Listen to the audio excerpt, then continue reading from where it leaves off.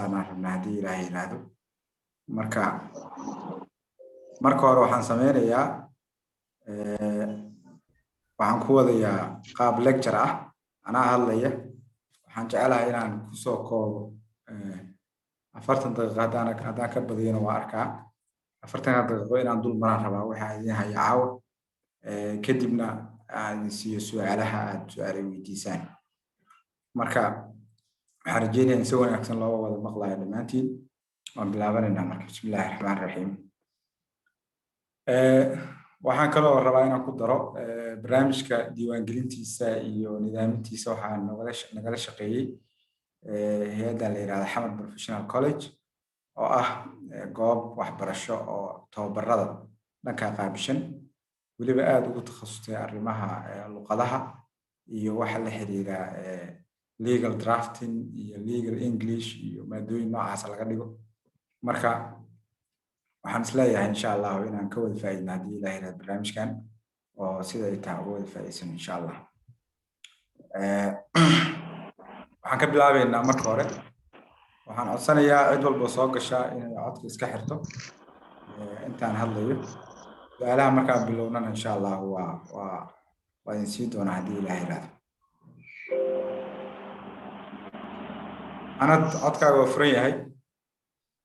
waxaan codsanaynaa codka inaad iska xirto.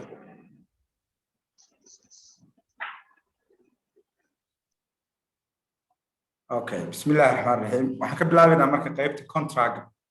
3 mawduuc oo culus baan isdul saarnay codsigiinu ahaa. marka waxaan sameynayaa very quickly yaan isku dayayaa inaan dul maro mawduucaadka aan hayo caawa 3 ah. mid walbana aan isleeyahay fikirkiisa inaan meelaha ugu muhiimsan ka taaban haddii Ilaahay yiraahdo. contractka haba ku dheeraado hadduu rabo. mawduuca hore aan ka hadlayno waxay tahay human actions and their legal effects. bani aadamka habdhaqankooda iyo raadadka sharci ee ka dhasha ayaan ka bilaabeynaa. si kooban baan uga hadlaynaa arrinkan. xeerka madaniga markaad eegto dhacdooyinkan iyo falalkan anad waxaan ka codsanaynaa in codkaad naga xirto.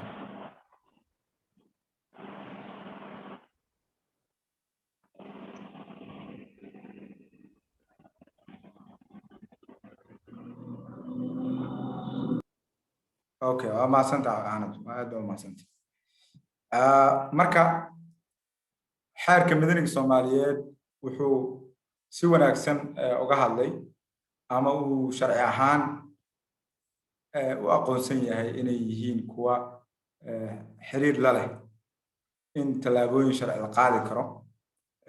wuxuu ka hadlay arrimahan soo socda oo habdhaqanka dadka ka mid ah buu ka hadlay.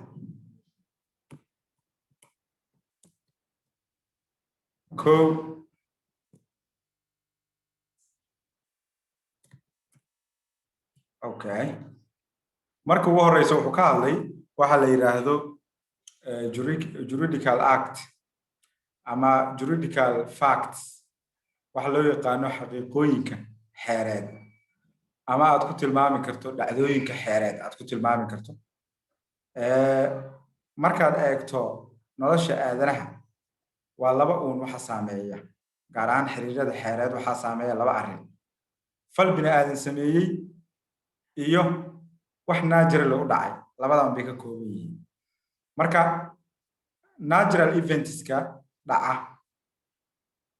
sharcigu wuxuu u yaqaanaa inay yeelan karaan saameyn xeereed inay yeelan karaan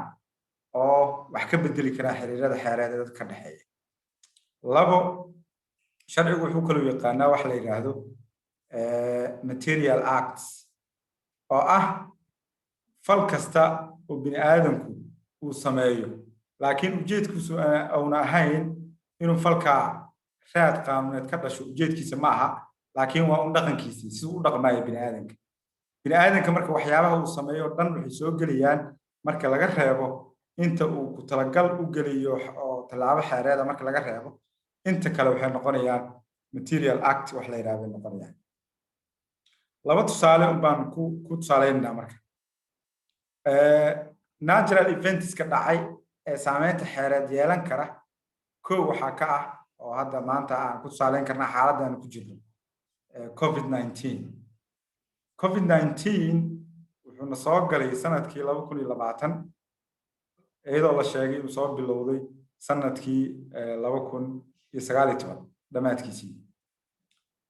wuxuu abuuray uu saameyn ku yeeshay xiriiradii xeereed ee dadka u dhexeeyey.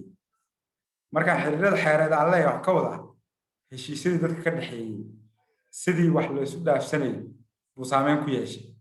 waxaa timid marka in wax badan ay shaqayn waayaan, in dowladihii faragelin sameeyaan bay noqotay oo heshiisyo badan la hakiyo, waajibaad badan oo jira la hakiyo ama la cafiyo bay tagtay. marka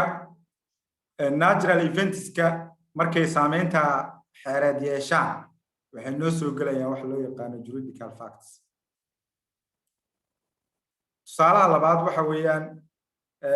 writing a book haddaad qorayso waa material act, waa dhaqan uu bini aadan sameeyo, laakiin dhaqankaasi ujeedkiisu ma aha inuu qofkani xiriir xeereed ku sameeyo ma aha, laakiin ujeedkiisu wuxuu yahay in uu qofkaasi buugga fikirkiisu ku cabiro. ujeedkiisu waa intaa. laakiin waxaa dhacaysa xiriir xeereed baa ka dhalanayo haddii buuggaagii aflagaada aad ku qorto wuxuu noqonayaa wax hadhow lagu qabsado oo tixraac yeesha oo defamation baa ku dhici kartaa iyo wax lamid ah. marka habdhaqankaaga caadiga ee nolosha iyo dhacdooyinka caadiga ee dabiiciga baan qaybtan kala jeednaa oo lagu soo koobaa ereyga la yiraahdo juridical facts, xaqaa'iq qaanuuniye ama waqaa'ic qaanuuniye soo koobaa. qaybta labaad waxay tahay juridical acts oo ah tasarrufka qaanuuneed oo qofku sameynayo ama habdhaqanka qaanuuneed ee qofku sameynayo yaa waxaa la yiraahdaa juridical acts. meeshan weeyaan meesha ugu muhiimsan marka oo bini aadamku inta badan uu ogol yahay niyadiisuna ay shaqaynaysaa. marka qaybtan waxaa soo gelaya dhammaan heshiisyada unilateral and bilateral declaration uu sameeyo oo heshiisyada lagala jeedo iyo ballanqaadyada bini aadamku uu sameeyo yaa meeshan soo gelaya. juridical act baa la yiraahdaa. marka kusii fogaan maayo wixii faahfaahinaya su'aalahan uga jawaabayna haddii ilaahay yiraahdo. qaybta kale aan rabo waxay tahay inaan ka hadlo waxaa jira legally significant human actions. waxaa jira dhaqanno ama falal bini aadam sameeyo oo sharcigu u aqoonsan yahay inay muhiim yihiin. xeerku wuxuu ka hadlayaa waxa la yiraahdo sources of obligation buu ka hadlayaa. marka source of obligation marka laga hadlayo xeerkeenu wuxuu ku tilmaamayaa inay yihiin ilaa 5 inay yihiin buu ku tilmaamayaa. wuxuu ku tilmaamayaa contractka u horeeya, heshiiska u horeeya. 2 waxa ku soo xiga tort ama civil wrong waxa loo yaqaan, ama si kale luqadda uu ku cabiro xeerkeena waxa weeyaan unlawful act, yani fal sharci darro ah, العمل غير المشروع. أما sidoo kale lagu cabiri karo tortious liability ama mas'uuliyad taqsiiriye waxa la dhihi jiray carabiga dadka ku fiican. sidoo kale vicarious liability ama mas'uuliyadda qofka matbuuca ah uu ka saaran qofka taabica u ah waxa la yiraahdaa vicarious liability. waa mas'uuliyaddii dadbaneed wey taasna ka dhalanaysa. marka falka contractka sharcigu wuxuu arkay inuu muhiim yahay oo raad laga ratibo. tortka ama civil wrongiga asagana sharcigu wuxuu arkay inuu muhiim yahay oo asagana raad laga ratibo oo mas'uuliyad ka dhalato. sidoo kale sharcigu wuxuu tilmaamay unjust enrichment ama enrichment without just cause sida lagu cabiraba ama qofka inuu helo wuxuuna xaq u lahayn. al-ithraa bila sabab buu ku cabiraa carabiga. marka agency of necessity and undue payment yaa meesha looga hadlaa. wixii la dhihi jiray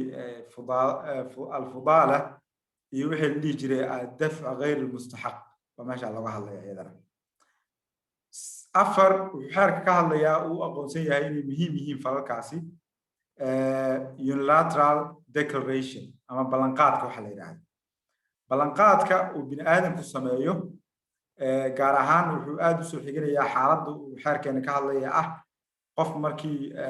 alaab ka maqanta oo kale uu yiraahdo alaabta cidda ii keenta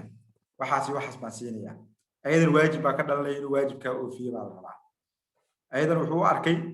inay tahay significant human action kan u dambeeya waxa weeyaan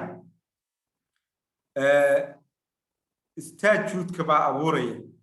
falal uu aqoonsanayo weeyaan statute-ka statute eragaas waxaa loo isticmaalaa xeerka la dejiyo oo baarlamaanka soo mara oo hay'adaha sharci dejinta soo mara baa waxaa la yidhahdaa statute erega law haddaa u isticmaasho meeshan law waa erey general marka si lagu fahmo waxaad ka hadlayso sharci la sameeyey inuu yahay ergaa isticmaal statute marka waajibaadka ka dhasha marka falalka xeerku aqoonsaday waxaa loo yaqaanaa statutory obligation yani waajibka xeereed baa loo yaqaanaa marka intaasoo falal baa xeerku hagaajinaya oo isku aadiyey oo waajibaadkoodii iyo sidii loo kala qaadan lahaa iyo sidii loo nidaamin lahaa si faahfaahsan uga hadlaya marka aragtidan waxay ku dhisan tahay marka aragti la yidhaahdo positive theory-ga ama aragtida qabta falka aadanaha xeerku ma soo geli karo ama ma nidaaminayo xeerka ilaa ama waxaas xeerku uu arkay inay muhiim yihiin meeshaas bay ka soo jeedaa aragtida xeerku wax walba ma galo tusaale ahaan waxaa jirta xad u dhaxeeya akhlaaqda iyo qaanuunka wuxuu ku egyahay waxa cad la farayo ama dadka loo diidayo buu ku egyahay normally waa positive sharciga waxbuu ku faraya waxbuu ku sheegaya waxaa samayn buu ku leeyahay oo si toosan laakiin dhanka akhlaaqda uma gudbaayo yani inaad wax sadaqaysato way wanaagsan tahay laakiin xeerka kuma farayo si toos kuma farayo because akhlaaqda haddii la galo lagama dhamaanayo oo xeerku wuxuu u baahan yahay wax cayiman inuu ka hadlo buu u baahan yahay aragtidaas baa la soo qaaday marka saa darteeda loo cayimay marka waxa xeerku ka dhalin karo waajibaadka sidan baa lagu soo koobo qaybta kale aan rabo inaan ka hadlo waxay tahay waxaa jirta heshiisyada si loo galo waxaa jirta wax la yidhaahdo private autonomy oo bani aadamku leeyahay private autonomy marka la soo koobo macnaheedu wuxuu yahay war taladaada adiga iska leh go'aankaaga adiga qaado dowlad iyo cid kale oo awood kugu leh ma jirto weeyaan gaar ahaan fikirkan wuxuu xoogeystay waagii dee kacdoonkii faransiiska iyo wixii ka dambeeyey oo loogu talagalay in ugu yaraan dhanka dhaqaalaha iyo dhaqaale samaynta dadka inay xornimo buuxda helaan baa waagaas buu fikirka aad u soo baxay waana la qaatay xeerarka madaniga hadda jiro oo dhan fikirkaaba ay ku shaqaynayaan contract oo dhan marka arrinkaana ku dhisan yahay qofku wuxuu xor u yahay inuu xiriiro dhaqaale galo asaga rabitaankiisa ku galo buu xor u yahay laakiin xiriirka inuu galo buu xor u yahay markuu galo kadib si u dhaqmi lahaa xeerka waa xadeynaya laakiin gelidda hore unbaad xornimo ku leedahay dastuurkeennana uu damaanad qaadaya kumeel gaarka oo wuxuu ku tilmaamayaa qodobka 26aad buu ku tilmaamayaa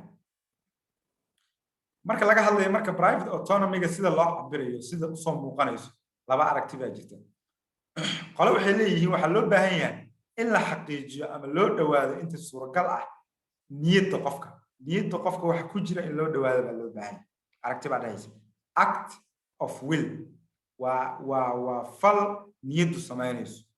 bay leeyihiin autonomy-ga saa darteed waa in niyadda qofka la raadiyo in badan qolada kale waxay leeyihiin maya waa declaration oo looma baahna niyad in la dabagalee waxaa ku filan ereyada qoran baa ku filan ereyada qoran baa raacaynaa niyadda qofka waxba dan kama lihin laba wado oo extreme weeyaan laakiin in general xeerkeena madaniga labada aragtibu waa la shaqaynayaa oo wuxuu isku dayayaa inuu si dhexdhexaada uga faa'iideysto labada aragti oo ilaa xad waxaa isku dayayaa in niyaddiina la ilaaliyo ilaa xadna waxaa isku dayayaa in wixii lagu heshiiyey ee qornaana la ilaaliyo oo xeerkeena ka hadlaya heshiis marka la yiraahdo contract eragaas marka la yiraahdo la qeexo qeexidiisa waa arrin aad u fudud waxaad ku qeexi kartaa laba qof oo isku garta waxa meesha yaalla alaabta meesha taalla mawduuca ay isku hayaan isku garta ee go'aan kala gaara ee heshiis isku garta oo isku garta objectiga markaa ay ku heshiin lahaayeen isku garta sida heshiiska loo fulinayo isku garta wixii shuruudaha ku xirnaa arrinkaas oo dhan isku garta wixii bedel ay kala qaadan lahaayeen isku garta sababta arrinkan ay u sameynayaan inuu yahay sabab sharci ah marka haddii isku garashadaas ay jirto marka labadii qofood ee heshiiska maskaxdoodii ay isyeelato heshiiska sidaas ku dhacaa marka heshiisku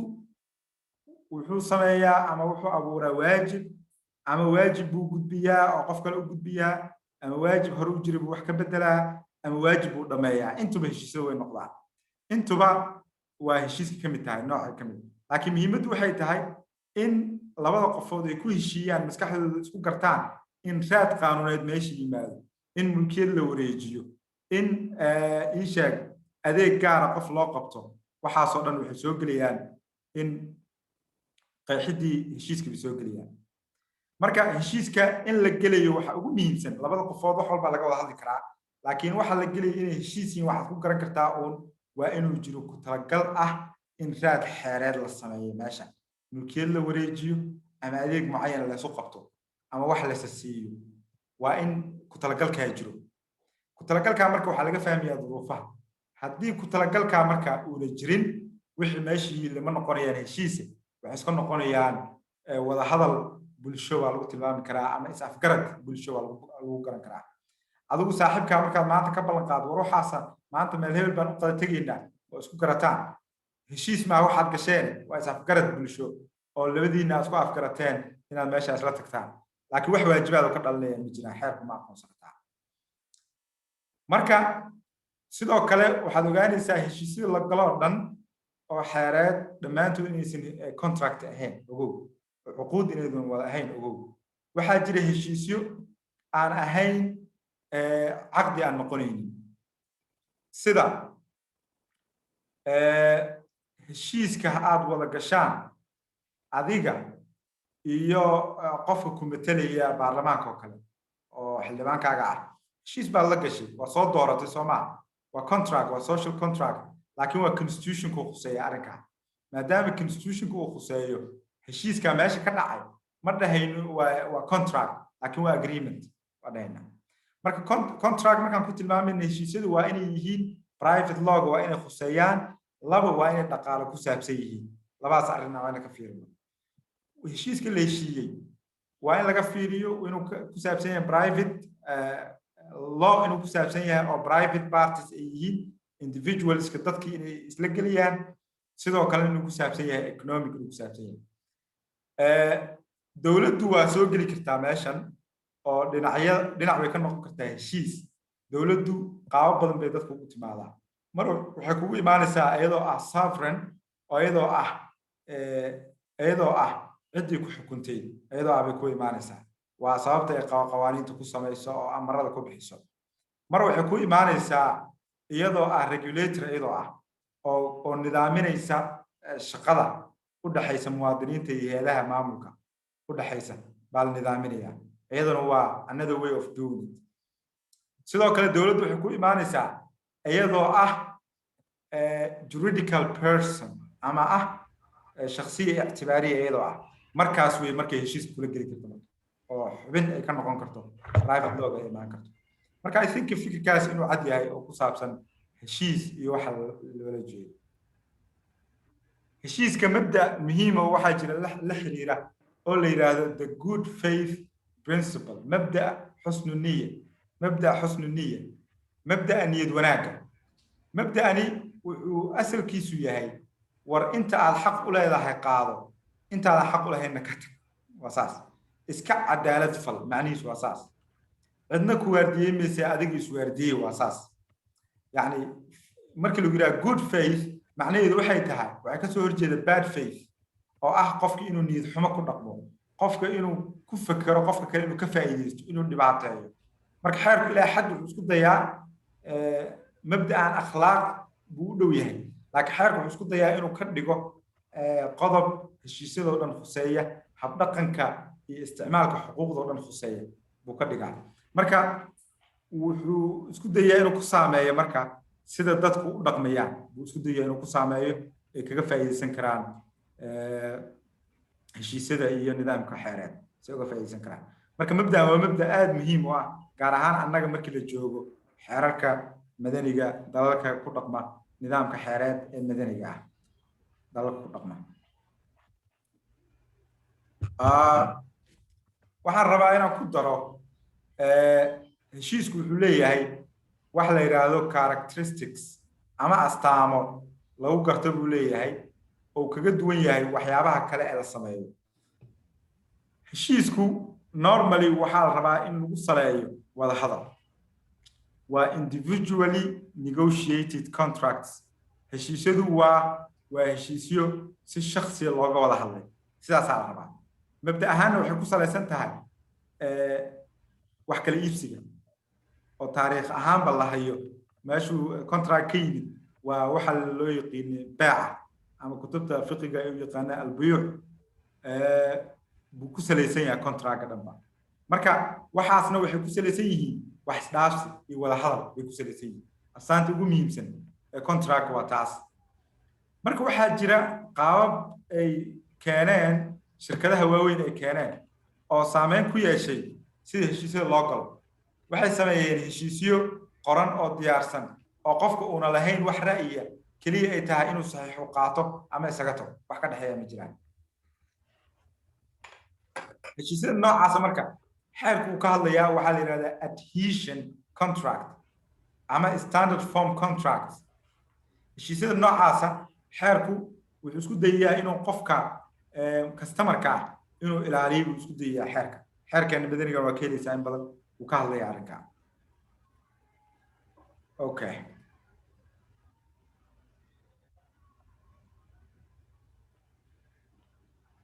waxaan rabnaa marka heshiis marka la gelayo yaa gelaya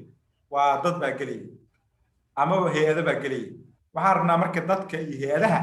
inay noqdaan dad capacity leh capacity maxaa loola jeedaa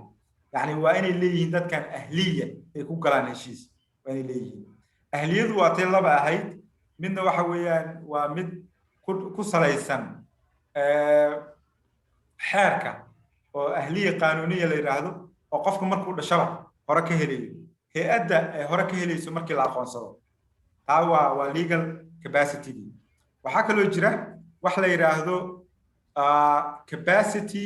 to exercise rights ama qofku inuu ahliye u leeyahay inuu xuquuqdiisa madaniga isticmaali karo xuquuqdiisa madaniga inuu isticmaali karo da'dii inuu gaaray baa ka mid ah da'dii loo qabtay inuu gaaro baa ka mid ah si uu xuquuqdiisa u isticmaali karo 16 sano iyo wixii ka badan inuu xuquuqdiisa isticmaali karo baa la rabaa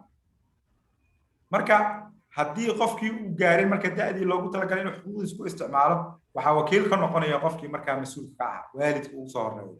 ama ciddii kale markaa meesha joogta falalka marka qofka uu ku dhaqmaayo marka uu samaynayo uu isticmaalayo xuquuqdiisa madaniga ah falalka la xiriira heshiisyada waa 4 fal weeyaan kow waa acts of management fal maamul uu ku maamulayo hantidiisii maalgashi ku samaynayo ku kireynayo waa maamulta ku dayactirayo ku hagaajinayo waxaa jira acts of disposition qofkii inuu ka takhaluso hantidiisii يعني مسؤولية إسكا وريجيو ملكية دي وريجيو تاسنا وحنا نقول سوا فلكن وحاجة acts of liberality قف إنه صدق يصدق أنت دي سلبح أو ده سينما ولا بحر أيضا ويد على سيدا كلو حاجة acts of enrichment وحاجة فلا القف وكو هذا تنمو كهلا ونحن إذا بحيتها هديه دي القصية أقبشة واحد سميسي act of enrichment فلا كان مركا ilmaha yar gaaray da'da age of reason ka gaaray qaarna waa loo ogol yahay qaarna looma ogola kasoo qabo waxa loo ogol yahay act of enrichment ilmaha yar inuu hadiyad aqbalo kale waa loo ogol yahay act of liberality looma ogola act of disposition looma ogola inuu wakiil laga noqdo weeyaan act of management waa in la eego go'aanada la qaadanayo waa in la eego marka capacity gaas baa muhiim marka heshiis marka la gelayo waa inaad capacity ga cid galaysa la eego sidoo kale okay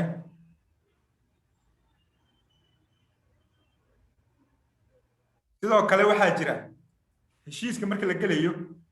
waxaa muhiim ah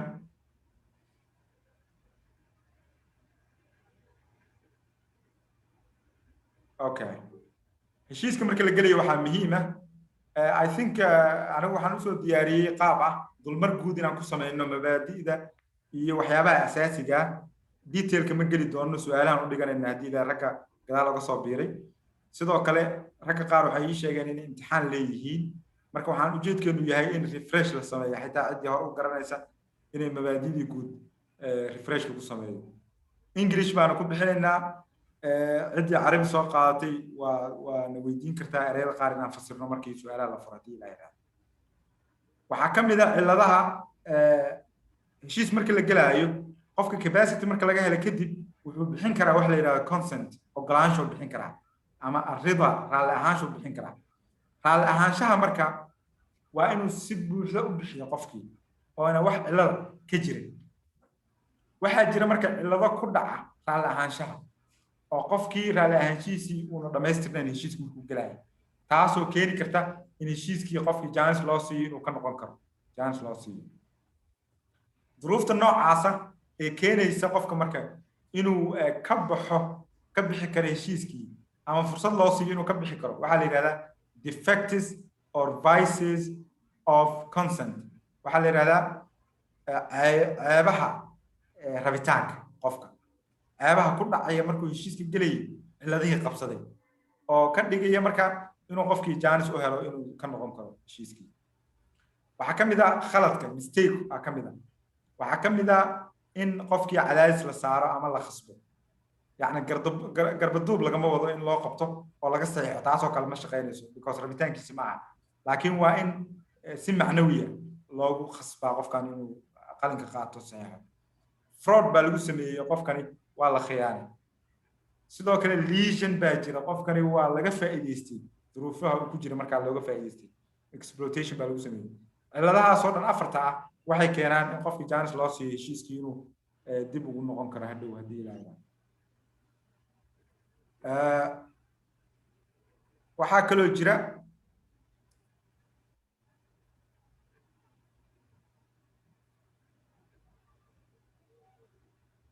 okay form of contract qaybtan waa muhiim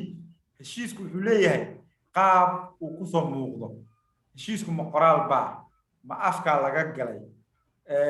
af ma laga geli karaa ma qoraal buu u baahan yahay ma nidaam gaara markhaatiyaal buu u baahan yahay waxaasoo dhan waa wax ku xeeran xeerka siduu u hadlo qaacidada guud waxay tahay heshiisyada kuma qasbana in la qoro laakiin heshiisyada qaar baa u baahan in la qoro oo xeerku faraya inay qoraal ahaadaan sida hadiyadoo kale sida wareejinta hantidoo kale iyo xuquuqda property rightska wixii la xiriiro inay qoraal noqdaan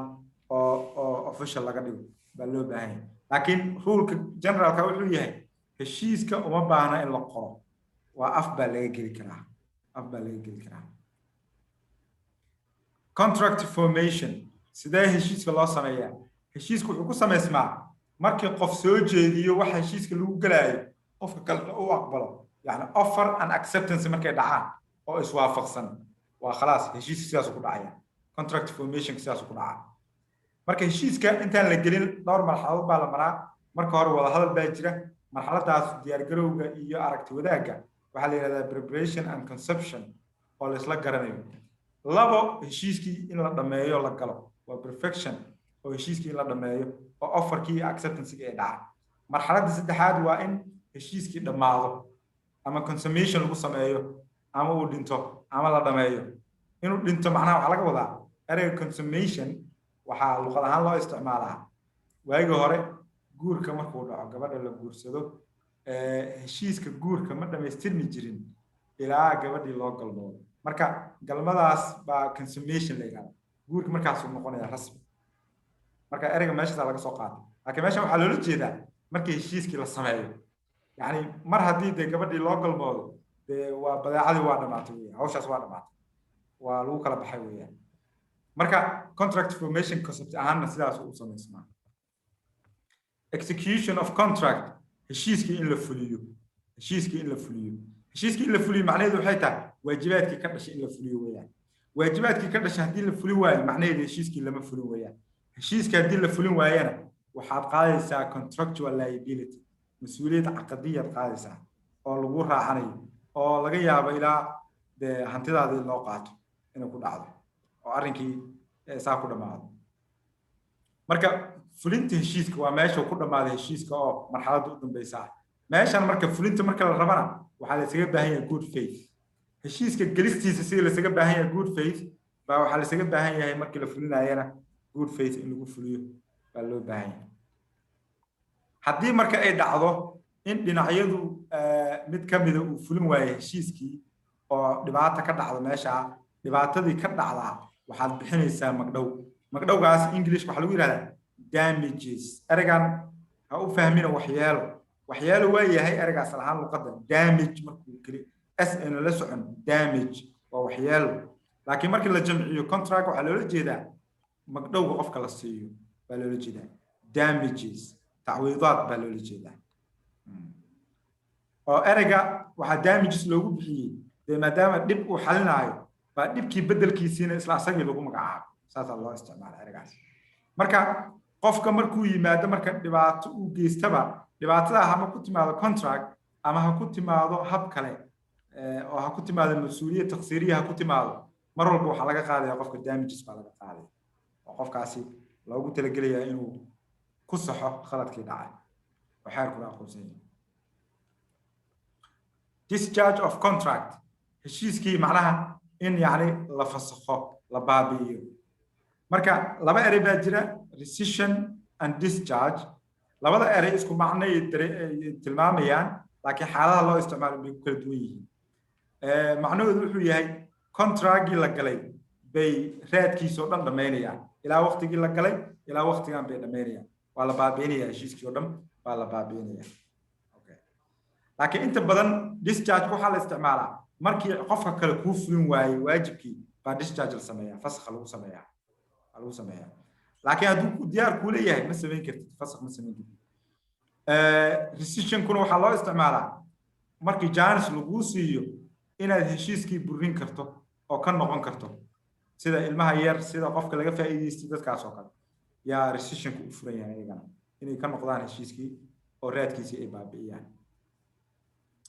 qaybta u dambaysa waxaan rabaa inaan ku wadaago noocyada heshiiska si kooban heshiiska waxaa loo qaybiyaa contracts with mutual consideration waxa la dhihi jiray waa caqdi mucaaqada yani caqdi la isdhaafsanayo wax la isdhaafsanayo Cabdullaahi codka naga xir la isdhaafsanayo qof walba bedel keenayo okay waa noocaas markuu yahay marka waa nooc ugu badan shaqada ku socoto in wax la isdhaafsada caqdi mucaawada in noqoto waxaa jira alienatory oo commutative contract baa jiri kara heshiisyada qararka la yiraahdo xuquuqdu qarar waxa la yiraahdo oo qofka uuna hubin wax ka soo baxay sida kuwa caymiska iyo wax la midka waxaa jira instantaneous heshiis markiiba la kala qaadanayo heshiisyada waxyaabaha fudud oo suuq laga doonto kale beec caadiga instantaneous way waa la kala qaadanaya isla markiiba waa la kala qaadanaya ama heshiisku inuu noqdo for continuous or periodic execution wax in muddo soconayo la fulinayo oo qayb loo fulinayo inuu noqdo sidoo kale heshiisyada inay noqdaan kuwa waqti cayiman leh oo hal sano soconaya wax la mida ama kuwa aan cayineen oo iska soconaya inay noqdaan ama inay noqdaan kuwa dib loo dhigay waqtiga la fulinayo hadda aan la fulinayn heshiiska la geliya laakiin gadaal laga fulinaya nooc kale weeyaan heshiisyadu waxay noqon karaan for reward or gratuitous waxay noqon karaan kuwa wax lagu helo iyo kuwa tabarruc ah marka for reward waa marka wax ku qaadanaysa biciwad kuwa la dhigi jiray gratuitousna waa markii ay yihiin freega ama bilaa ciwadka ay yihiin ama tabarruc ay yihiin typical or nominate contract العقود المسمى عقود اللي مقعابي أو حير كصفة فاسن وقهلي non typical or innominate contracts heshiisyada aan magacawnayn oo xeerku in badan ka hadlay consensual oo non-solemn oo free form heshiiska is-ogolaanshaha ku dhisan oo aan qaab gaara u baahnayn in loo galo oo heshiisyadu waa u badan yahay hadda xilliga la joogo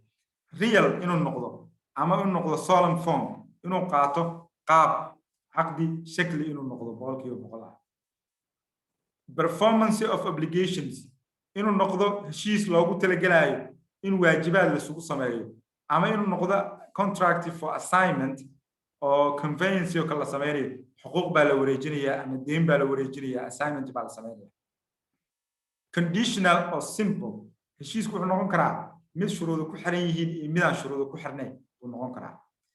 standard form or adhesion contract ama individually negotiated contract intaas way jiri karaan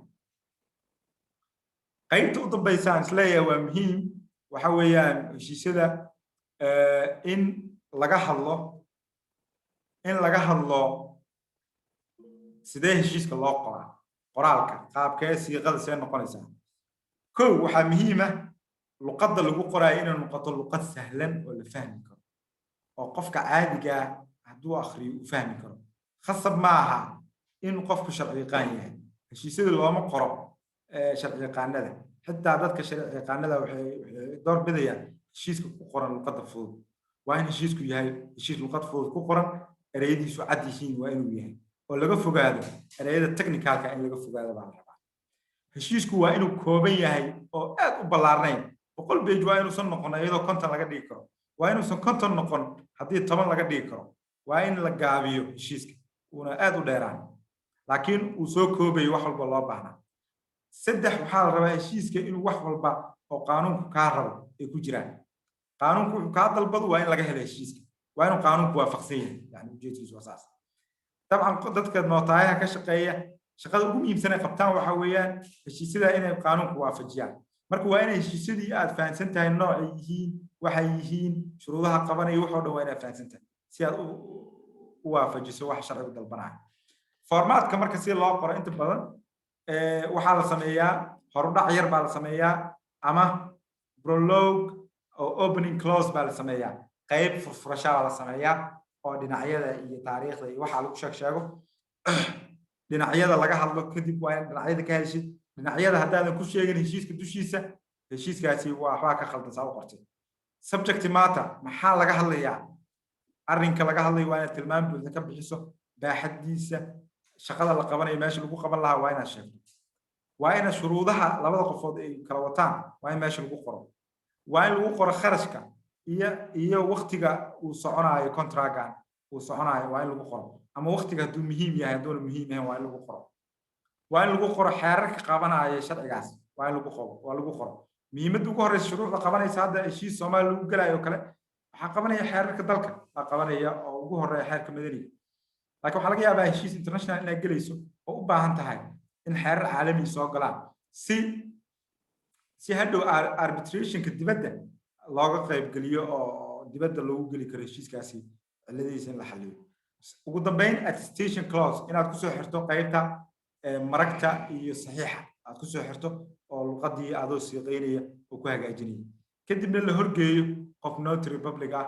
oo uu sharcigu ogol yahay inuu shuruuc yani uu sharci ka dhigo heshiisyada inuu rasmi ka dhigo rasmiyeeyo loogu talagalay qaabkaasaa basically loo qoraa heshiisyada I think qaybtaas inay aad u caddahay oo waqtiga inta badan aan ku qaadanay waa qaybta ugu muhiimsan because heshiisyada oo dhan baan ka hadalnay iyo aragtidooda guud ku aadan waxaan rabaa marka qaybtan inaan su'aalo qaadano kadibna aan u gudubno qaybta labaad iyo qaybta saddexaadba si kooban haddii ilaa labada kale waa ka yeerihiin qaybtan baa ugu badnayd marka soo dhawaada su'aalaha qaybta hadda aan dhamayno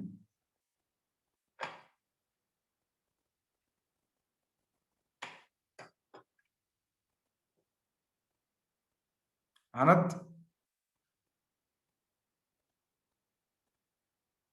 wax su'aalo ma jiraan qaybta hadda aan ka hadalno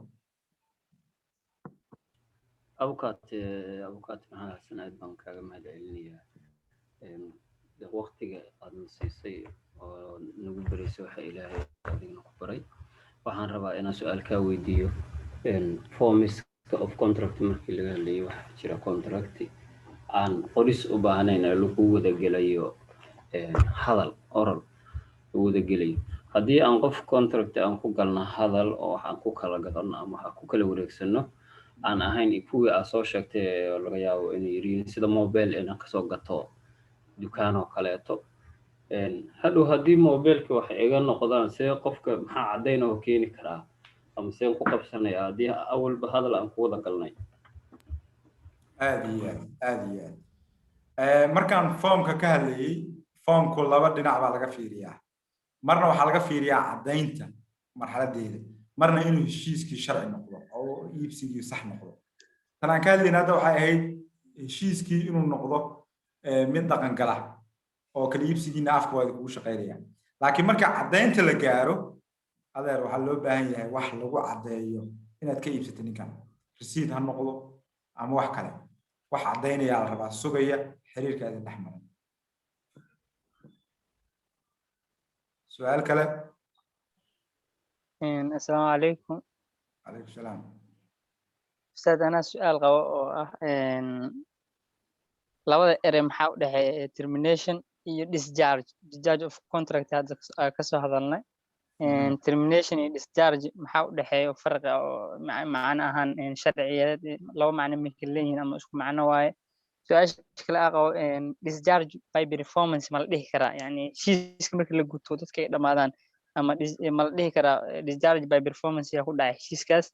ama erey kale oo qaanuuni si kale loo dhihi karaa jiro maasanta aad baa maasanta su'aashaas aad bay wanaagsan tahay basically u qaada labada erey isku mid yihiin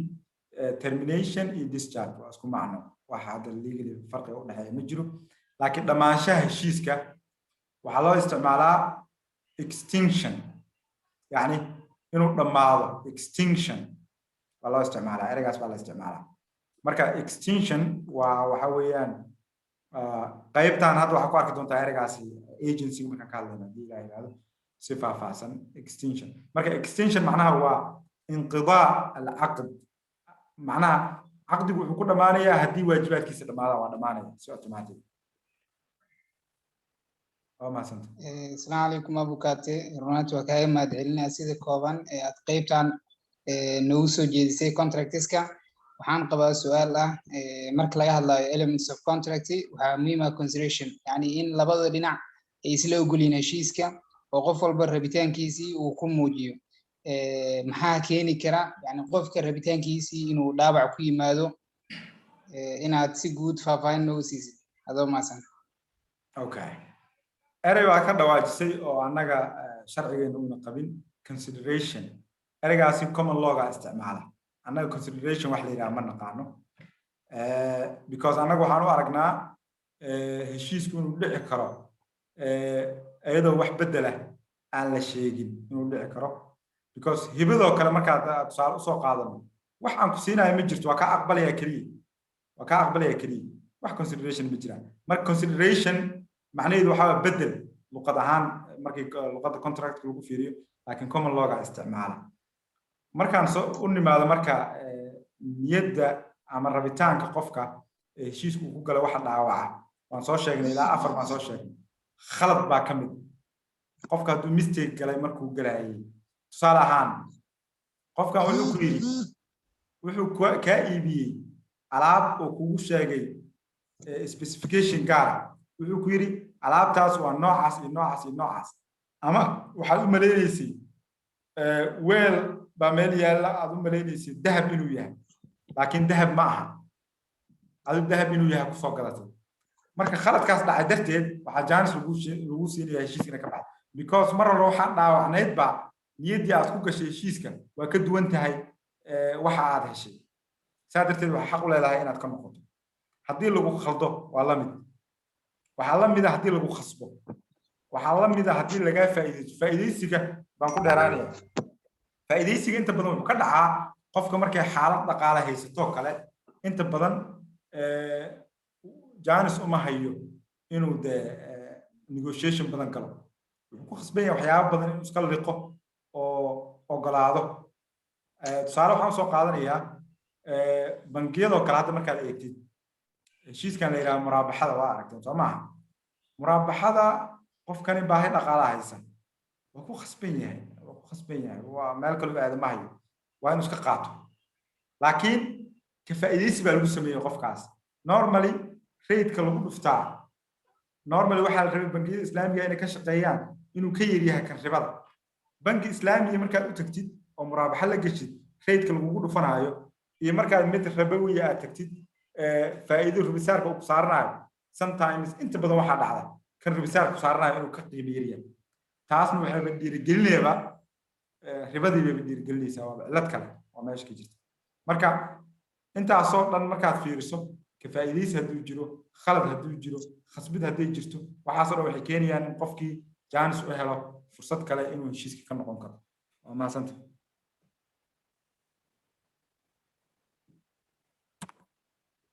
su-aal kale miyaa jirtaa abukate waxaan rabay wax yar inaan ku weydiiyo qof baa heshiis gelayay marka sidii aad kusoo cadaysay heshiisyada iyo marka la qorayo waxyaalaha sharciga waa in symbol oo language lagu qoro oo dadka ay fahmayaan qof baa heshiis gelayay oo nootaayo tusaale ahaan rabul camal iyo rabul maal baa lagu qoray qofku rabul camal waxa laga wado iyo rabul maal ma kala fahmaynin marka rabul camalki asaga isku qaba baa wax uusan raali ku ahayn oo isdhahayay qofka baartiga kale ka soo horjeeda bay waajib ku tahay baa asagii waa waxay noqotay inay noqoto asaga waajib ku noqoto oo saxiixay bilmatalan waxa la dhahay rabul camalka baa wuxuu qaadayaa wixii waxaas ka imaada marka asaga rabul camalkiiba muuse aqoon wuxuu u qaba baartiga ka soo horjeeda in la dhahayo uuna saxiixay uu gudbiyay maxaa ka dhalan kara qofkaas ee noqonaya heshiiskaas oo kale okay very good question qaybtaasi waxaan dib ugu noqonaynaa qaybtii ka hadlaysay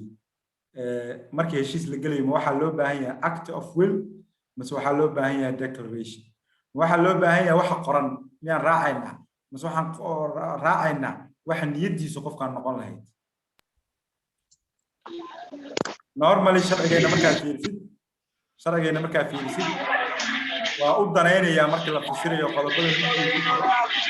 qofka codkiisa lagu furaya cabdullaahi miyaa iftaax codka naga xir iftaax codka naga xir okay marka arrinkaasoo kale wuxuu noqonayaa marka inuu qofkii ku dhaqan galo laakiin fasiraadda inay maxkamadda ugu danayso gaar ahaan waddankeena marka la joogo in lagu danayo bay noqonaysa waa mahadsanta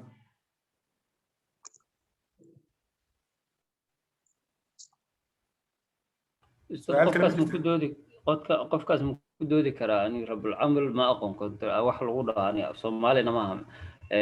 rabul camal ma dhihi karaa ma ku doodi karaa ma u tahay wax uu ku doodi karo hadhow maya heshiiska waajibaadkiisa kama saarayso laakiin ereyga maadaama hadduu mugdi uga jiray dhinacyada oo markii la fasiro fahankiisa hadduu adkaado ereygaas maxkamaddu waxay fiirinaysaa qofka wax laga rabo qofka waajibka saaran yahay inay u danayso oo maslaxat ilmadiinka la fiirinaya ma garatay baa loo danaynaya laakiin kama saarayso marna waajibaadka meesha ka dhashay inuu qaadaya fasiraadda unbaa wixii looga khafiifin kara looga khafiifinayo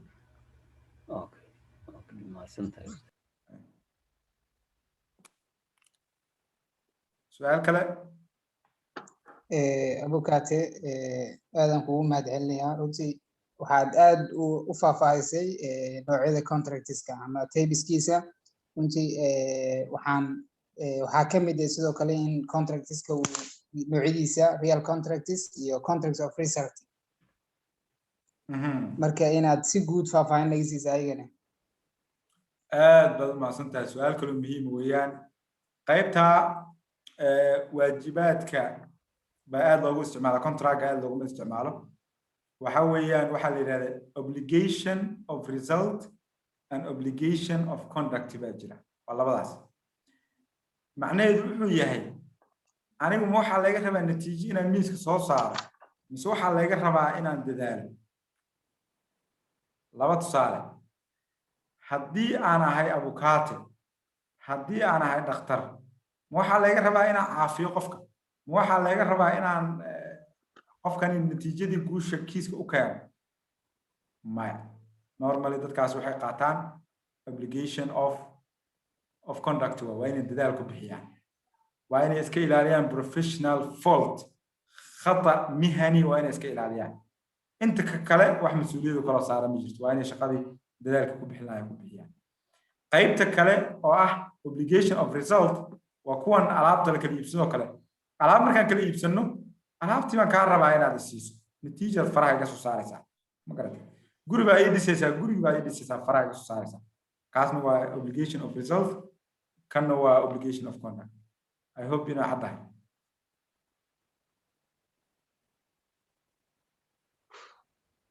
aad iyo aad waa fahmay hadda qaybtan marka waa ma ka tegi karnaa su'aal kale jirta hal saac baan haysanaa aan qaybna ku qaadano presentationka kale qaybna aan ku qaadano inaan su'aalaha ka jawaabno haddii ilaahay raaco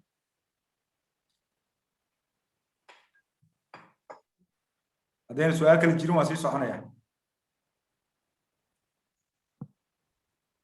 inaysan jirin bay u muuqataa okay waaye waxaan anaa su'aal qaba luqadda ingiliishka dadka fahmaya meeshan ku badan yihiin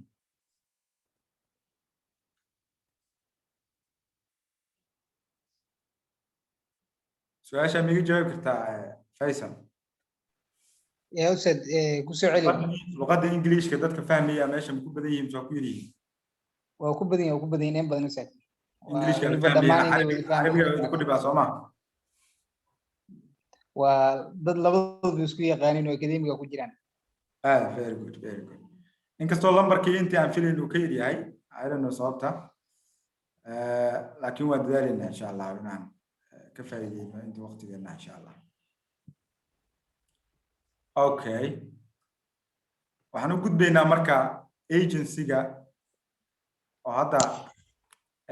xeerkeena hadda koobi aan hayo oo lagu turjumo xeerka madaniga wuxuu ku tilmaamayaa heshiiskan inuu yahay agency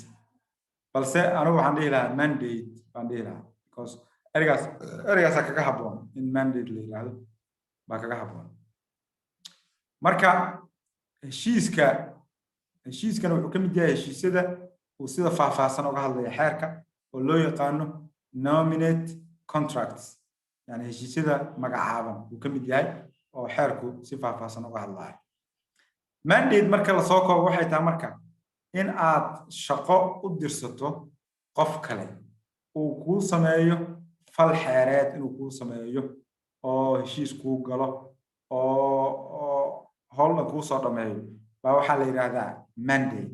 qofkani waxaad siisay wakaalad baad siisay uu ku soo dhameeyo shaqada marka wakaaladaas waxay u saamixaysaa marka qofkii inuu la macaamilo dadkii kale haddii markuu qofka shaqada soo qabanayo uu magacaaga isticmaalo waxay noqonaysaa marka mandate with agency bay noqonaysaa laakiin haddii magacaaga uun isticmaalayn waxay noqonaysaa mandate keliya aan agency lahayn bay noqonaysaa okay marka ereyga agency wuxuu muqaabil u yahay carabiga marka loo fiiriyo niyaaba baa la yidhaha niyaaba naa'ib qofkan waa representative yani qof matalaya qofka kale mumathil waa laakiin markii mandate la leeyahay mandate-ku ma aha niyaaba ma aha waa wakaala labada erey labadaas macnay kala xambaarsan yihiin marka waxay noqonayaan marka haddii magacaagii shaqada lagu soo qabanaayana waxay noqonayaan mandate with agency oo waxaa isla socda anniyaaba walwakaala waa isla socda laakiin haddii magacaaga aan la sheegaynin waxay noqonaysaa alwakaala bes oo aan lahayn niyaaba aan lahayn bay noqonaysaa marka mandate-ku normally xeerkan wuxuu u aqoonsan yahay inuu yahay free inuu yahay oo qofkii si tabaruc kugu qabanayo uu aaminsan yahay laakiin waa laga dhigi karaa for reward waa laga dhigi karaa mid ciwad lagu qaato waa laga dhigi karaa marka qofka mandatee waa qofka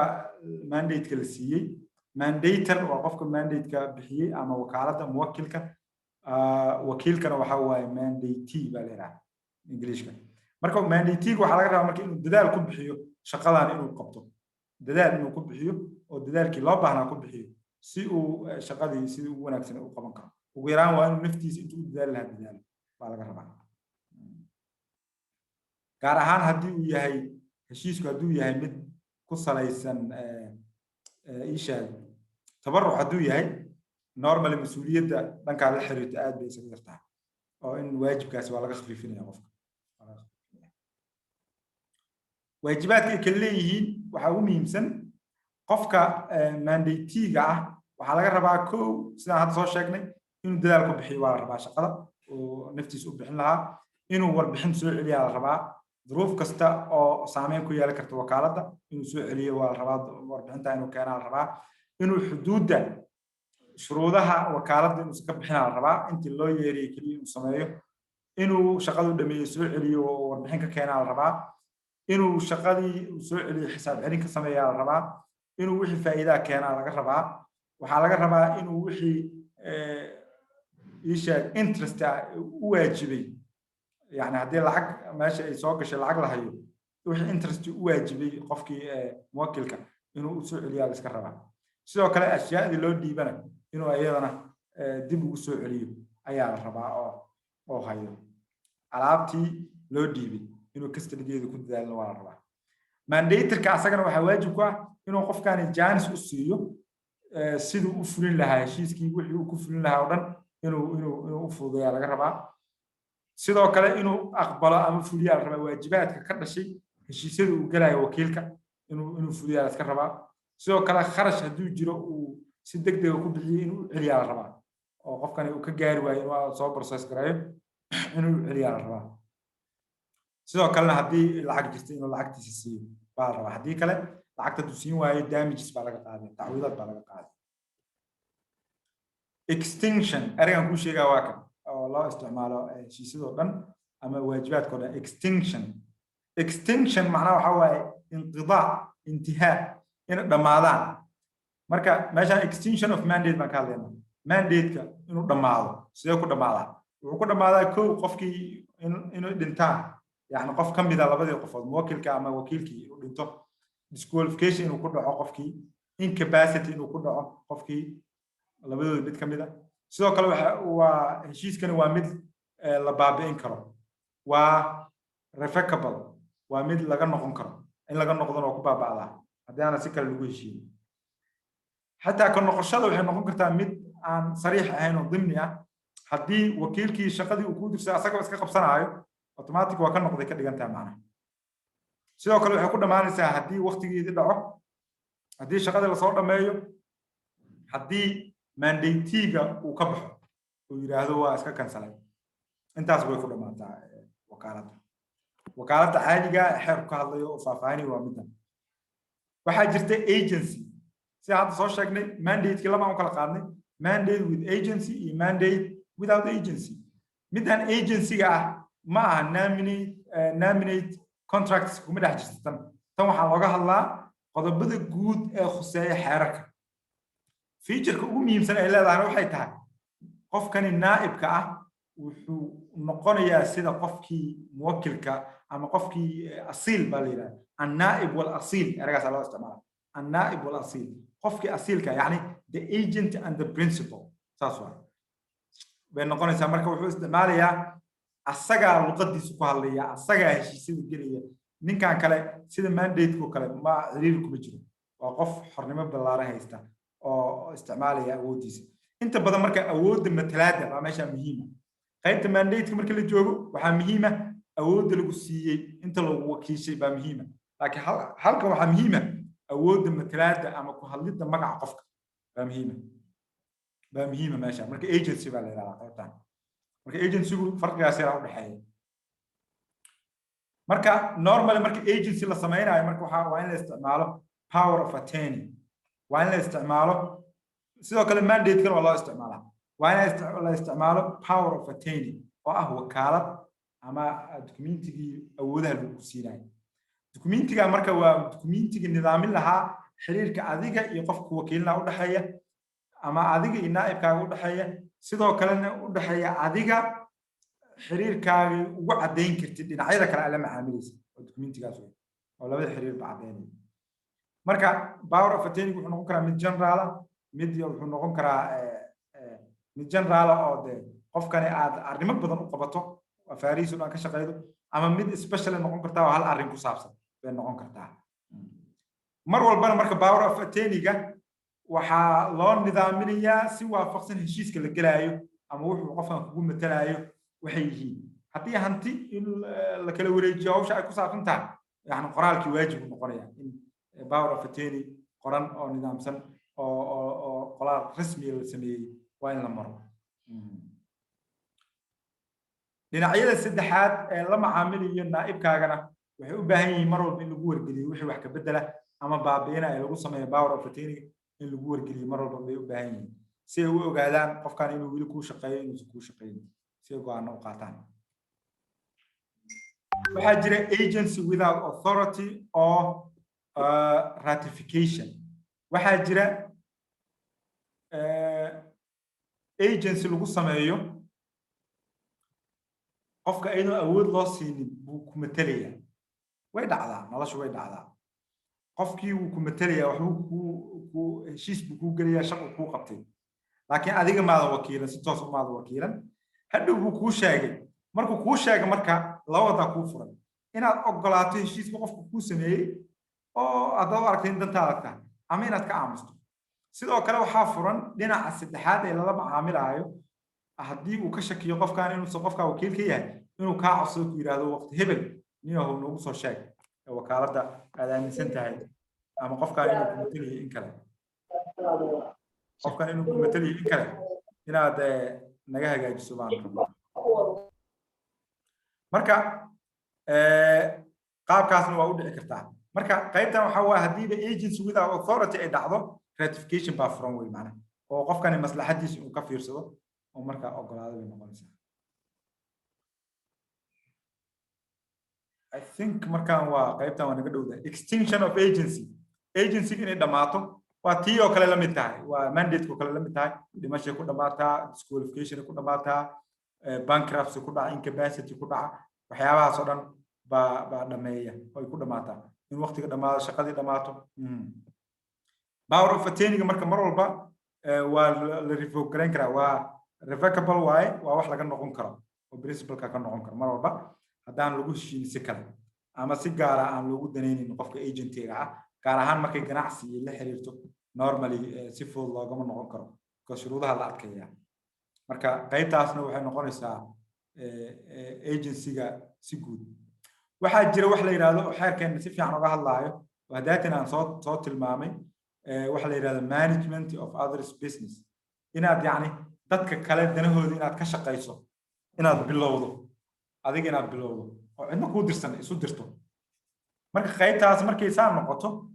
waxay noqonaysaa waa agency of necessity baa la yiraahdaa yani maamulahaagii oo cid kaloo matalayso wakiilka ayna jirin oo adigana aad u tahay gacan yare baa kooma galay shaqadii shirkadoo dhan way istaagtay adaa u istaagay shaqadii waday waa shaqaynaysaa marka shaqadaas haddaad mar gasho waa inaad dhammayso oo ilaa qofka shaqadii kaala wareego waa inaad shaqadii wado waa waajibkaasaa ka dhalanay meesha hadhowna wixii dalo in lagu xisaabtamo marka waxaad u dhaqmaysaan sida xiriirka u dhexeeya mandator and mandatee oo kale baad u shaqaynaysaa laakiin duruufaa keentay macna waxaa aragtay guri dumaya oo ciddii iska lahayd dibadda ku maqan tahay waa ka shaqaysay gurigu waa hagaajisay waa nidaamisa kharasha kaa galay waad karaysay markay soo noqdaan ay kaala wareegaan gurigaa la wareegaan intii kharash la galay wixii ka soo baxay waxaasoo dhan wax xaq u leedahana waa qaadanaysaa wixii kalena ayagaa qaadanaya laakiin gacan ku haynta mar haddaa bilowdo gurigu waa inaad gacanta ku hayso oo ku qasbanta I think qaybtaasna waa caddahay waa su'aalaha labadan qayb waa isku qaadanaynaa waxaan gelaynaa qaybta sugidda evidencegu sidee wax loo sugaa waan ka bilaabeynaa evidence marka si kooban loo qeexo waxa weeyaan inaad caddayn u keento waxa aad sheeganayso inaad caddayn u keento yaa waxaa la yidhaahdaa evidence oo garsooraha hortiisa ka caddayso waxaad ku caddaynaysaa si waafaqsan xeerka caddaymaha ee dhaqangalka ah marka xaqa aad sheeganayso uu dhaqangalayay sidoo kalena ii sheeg loogu talagalay in lagu sugo xaqaas marka waxaa la rabaa caddaynta waxaa loo isticmaalaa maxkamad yani caddaynta looma isticmaalo bannaanka laakiin adiga markaa tahay notary public ama qof ka shaqeeya arrimaha sharciga normally caddaymaha inaad fahansitaa u baahan tahay because garsoore yar baa tahay oo waxaad u baahan tahay waxyaaba badan inaad sugto marka waa inaad iska ogaato sida wax loo sugo aad si wanaagsan u ogaato marka xeerka caddaymaha waa inaad aad uga warqabto u baahan tahay marka waxaad ogaanaysaa wax la yidhahdo waxaa jira judicial evidence iyo waxaa jira wax la yidhaahdo evidence iska caadi evidence waa caddayn waa daliil yani evidence marka wax badanaa noqon kara markii luqad ahaan loo fiiriyo laakiin judicial evidence waa wax cayiman oo xeerku si toos uga hadlay weeyaan waana sheegi doonaa marka xaq kasta oo adiga aad leedahay haddii aan la caddayn karin wax qiimaa uu leeyahay ma jirto waxaa laga soo qaadaya inuusan jirin xaqaasi inuusan jirin baa laga soo qaadaya marka waxaa laga rabaa xaqaagii inaad maxkamadda horteeda ka caddayn kartaa rabaa hadda kiisaskii forex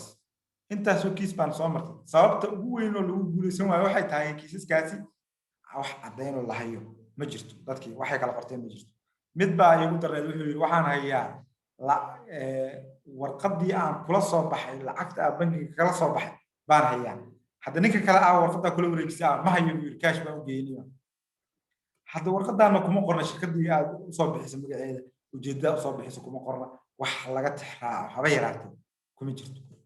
marka dadkeena waxay u baahan yihiin wacyigelin ku saabsan xagga caddaymaha iyo sida loo ilaashado waxaa la caddaynaya marka waxaa la rabaa inay yihiin wax xadidan determinate inay yihiin wax xadidan inay yihiin aa la rabaa contested wax muran ka taagan yahay inay yihiin aa la rabaa oo qofka lagugu haysto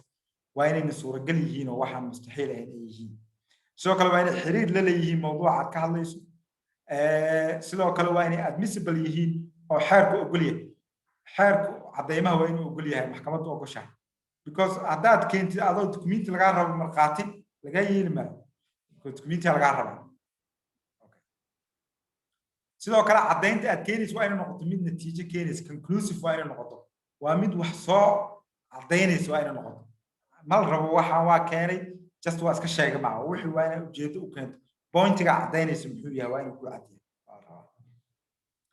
evidence lowga marka laba dhinac laga fiiriyaa xeerka caddaymaha dhinac waxaa laga fiiriyaa substantive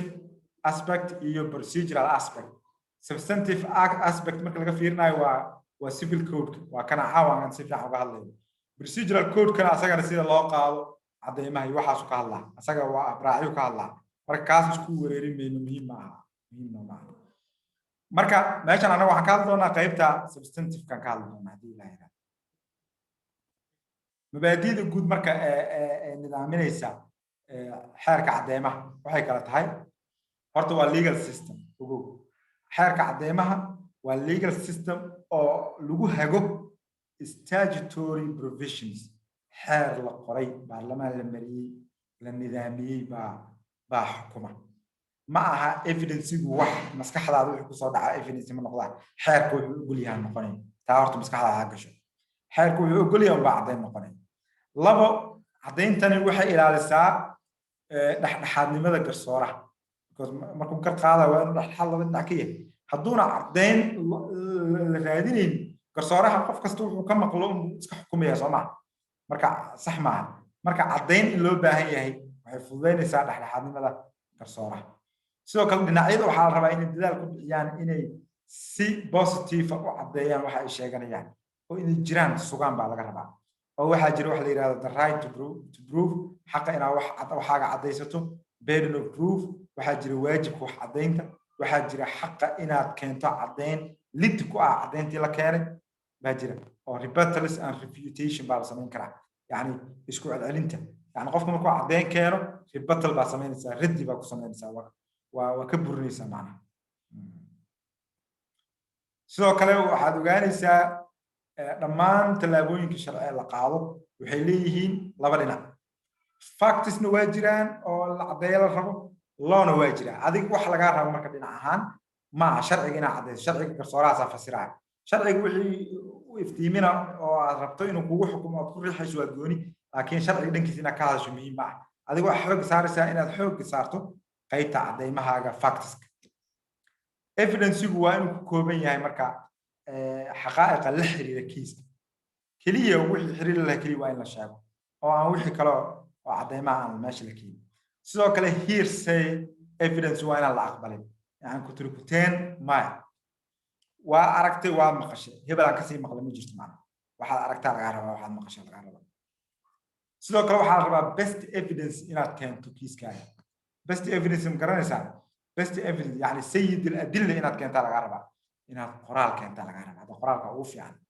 caddeynta ugu fiican waa qoraalka oo meelaha qaar mag laga aqbalaya waa inaan qoraal keento marka heshiisyadan lahaanshaha waxaa la xiriiran wada waa qoraalka waa waajib marka qoraalkaas waa in la keeno unless haddayna cilad dhicin oo qoraalkii kaa lumay ama si uun ama markhaati markaa loo baahdo inuu sharxo waa gooni laakiin best evidence waxaa qoraal inaad keento weliba koobiga originaalka inaad keentaa laga rabaa modus of judicial evidence caddeynta marka garsoorka qaababkay ku timaado qaababkaanay ku timaada kow waxaa lagu caddeeyaa markay qoraal tahay public or private document baa jira documentiga inuu yahay documenti public ah ama documentiga inuu yahay documenti private ah documentiga markuu yahay private macnaheedu waxay tahay notary public lama soo marin nidaamkii rasmiyeynta lama soo marin weeyaan waa documenti laba qof qorteen caadi ah laakiin public markuu yahay macnaheedu waxay tahay waa documenti notary public la mariyey oo nidaamkii la mariyey oo cid walba xujo ku ah weeyaan haddaan la caddaynin inuu faalsan yahay okay labo waxaa caddayn ah testimony in marag fur la sameeyo qof marag furo sidoo kale waxaa caddeymaha ka mid ah presumptions of facts and law in qiyaas lagu sameeyo xaqaa'iqa iyo sharciga taas waxaa sameeya garsooraha presumptionka garsooraha sameeya macnaha garsooraha sameeya facts markay tahay asaga ku dhisaya macnaha oo arrinkan inuu arrinkaa kala caddaynaya asaa sheegaya macnaha sharcigana waxaa wixii presumption ah oo sharciga ku qoranna waa in la raaco oo sharcigu wuxuu yidhi waxaani caddayn lidku ah lama keeni karo waxaa sidoo loo qaadanaya oo lagu khasbaya sidoo kale waxaa jira admission qiraal baa jira oo qofka hadduu qirto iyadana waxay noqonaysaa caddayn oath baa jirta oo dhaar ah sidoo kale waxaa jira oo si faahfaahsan looga hadlin oo dabcan lala aadaya habraaca madaniga toos inta badan ku shaqeeya waa constitution yacni verification in garsoorihii baxo goobkii la isku haysto soo arko wixii la kala arko xuduuddii soo arko oo saa wax lagu caddeeyo iyadana waa qayb ka mid ah qaybaha cadeymaha la isticmaalayo kamid tahay qaybta ugu muhiimsan marka oo idinkeeda ka khusaysa waxay tahay tiimka notary public ah qaybta ugu muhiimsan oo idinka khusaysa waxay tahay sidee documentiga loo nidaamiyaa processka loo mariyaa qaybtaasa ugu muhiimsan because documentiga public ah caddeynta loo isticmaali lahaa sidaa u nidaamin lahayd haddaadan aqoonin documenti saxa qofka ma siinaysa documentiyada waa khaldaysa haddii kale kow waxaa lagaa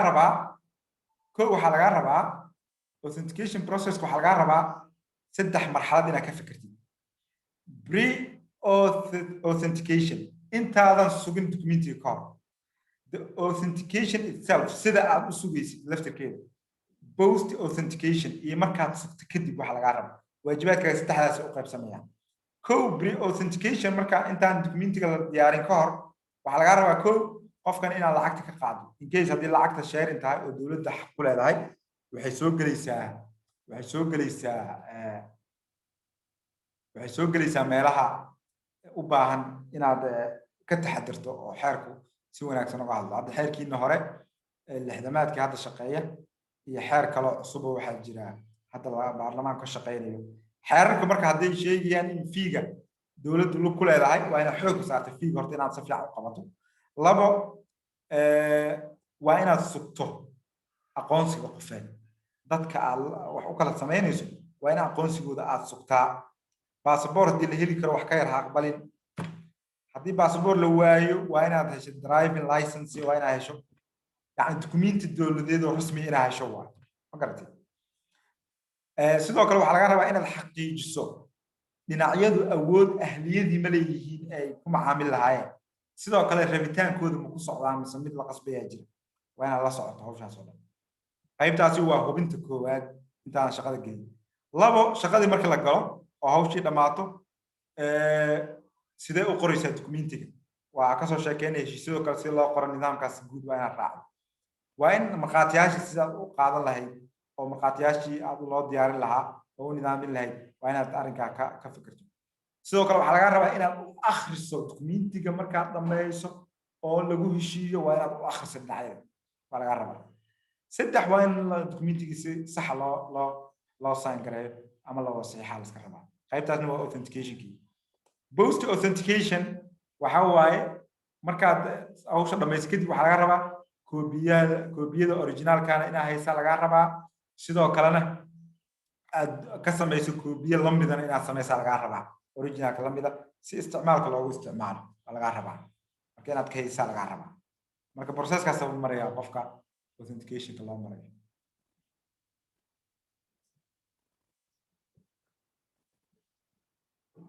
okay qayb kale oo muhiim ah ka hadlaynaa oo ah documentiga private-ka ee aan public aan soo marin oo public notary aan soo marin wax faa'iido ma leeyahay ha faa'iido waa leeyahay oo caddeyn ahaan waa loo isticmaali karaa laakiin shuruudahan la rabaa kow dhinacyadu waa inay saxiixeen kow waa inay dhinacyadu saxiixeen labo koobiyada laga sameeyey documentigan iyo dadka arrinku khuseeya waa inay isla egyihiin hadday iskhilaafaan documentiga waxaa ka khaldan kharashka qofka uu qaadayo ama waajibka qofka uu qaadaya amountiga intuu yahay waa in gacanta lagu qoraa oo weliba lagu qoraa qaab ah waxaan aqbalay mablaqa intaas oo kale saas oo kale loo qoro yacni waa la adkeynayo documentiga inuu shaqeeyo macnaha haddii kale wixii waxay iska noqonaya wax aan aad u shaqeyn sidoo kale private documentiga waxaa shaqeeya diiwaanada shirkadaha ledgerska iyo waxay ku qortaan ayagoo waa la isticmaalaa laakiin ganacsiga keliya loo isticmaalaa shirkadaha ganacsiga sidoo kale waxaa caddeyn ahaan loo isticmaalaa final judgment waxaa la isticmaalaa weliba kan waa legal presumption waa presumption of law waa ka soo qaadi sharciga uu sameeyey oo aan caddeyn lidku aan la keeni karin haddii xukun arrinkaaga ka soo baxo xukunkaasi final yahay racfaan ka hadlaya waxaan ka wadaa haddii maxkamadeyntii levelka ay dhammaatay oo go'aan soo baxay go'aankaasi waa caddeyn ahaan u isticmaali kartaa go'aana soo baxay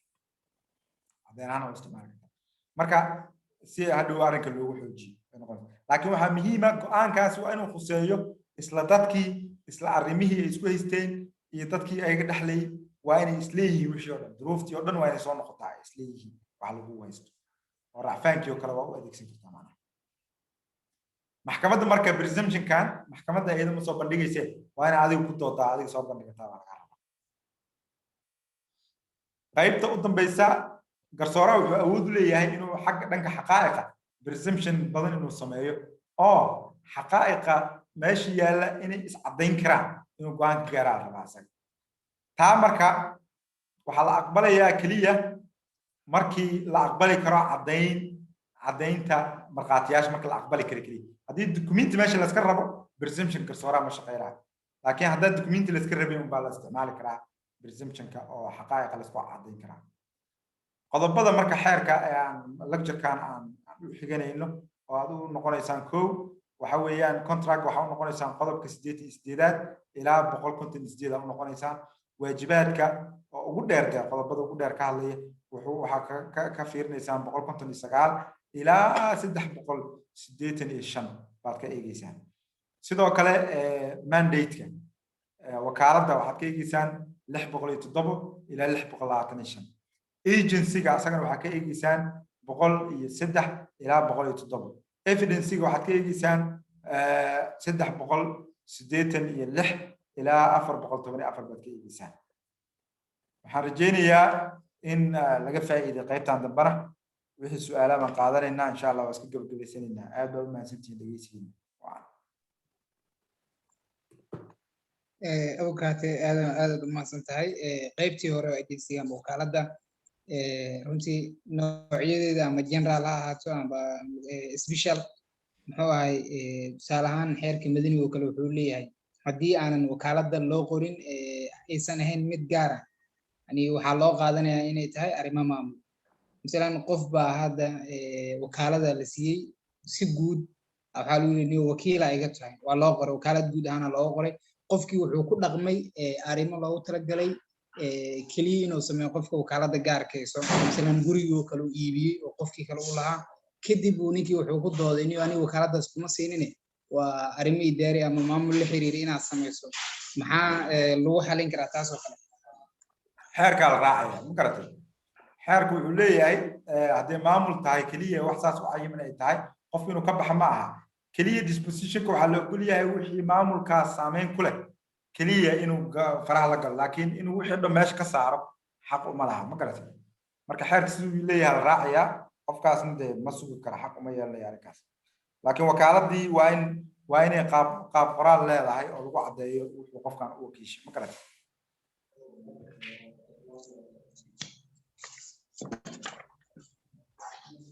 ayo wax su'aal kale qaybtan kale oo evidencega hal su'aal ka qabay waxaa jiro marka ama wax la sugaayo qof yani xuquuq uu leeyahay tusaale muxuu ahay meel loogu baahan yahay waxaa tiri documenti maxkamaddu ma aqbalayso in yani marag ama waxyaalo kale uu la yimaado tusaalahaan oo kale hantida marka loo qaybiyo marka loo fiiriyo guurto ama guurto maxaa lagu sugi karaa qoraal maxaase marag lagu sugi karaa aad iyo aad horta wixii la xiriira xuquuqda property rights waxa la yiraahdo qoraal baa la iska rabaa ijaarkoo kale asaga laftirkiisa wixii 9 sano ka badan qodob 900 iyo dhowr ah oo xeerka kuwa u baahan in lagu sugo qoraal meeshaas buu kaga hadlayaa waxaan rajeynayaa qodobka waa idin wadaagayaa qodobka soo exactly ah meeshaas ka eegi kartaan waana labadaas ugu muhiimsan inaad eegto ii sheeg wixii xuquuq oo dhan ah oo la xiriira ma guurto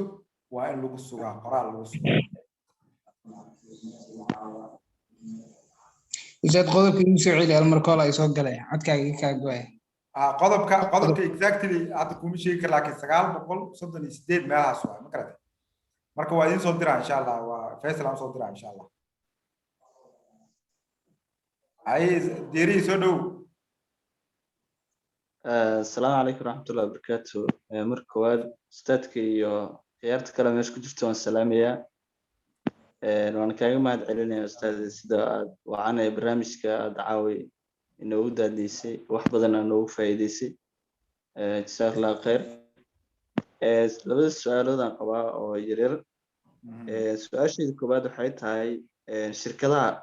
hadda private-ka marka shuruucda private-ka waa macnaha waa la tixgeliyaa dhahday marka shirkadda gormee shakhsiga qaanuuneed ay yeelataa shuruudo ma jiraan laga rabo taa su'aasheeda koowaad su'aasheeda labaad waxay tahay shuruudo ma jiraan macnaha markhaatiyaasha laga rabo markay ay heshiis ay markhaati ka aad u mahadsantahay labada su'aalba waa laba su'aal oo aad mawduuca u khuseeya